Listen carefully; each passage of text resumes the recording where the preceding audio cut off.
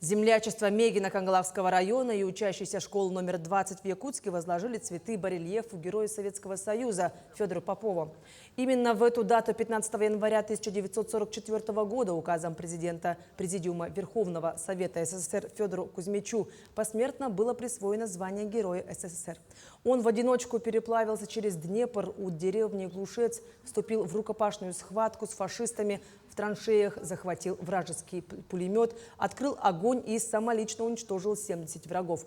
Благодаря героизму якутского воина удалось удержать занятый плацдарм.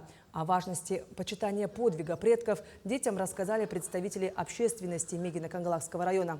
Кроме того, было анонсировано открытие памятника Федору Попову в Якутске, ставшего победителем республиканского конкурса.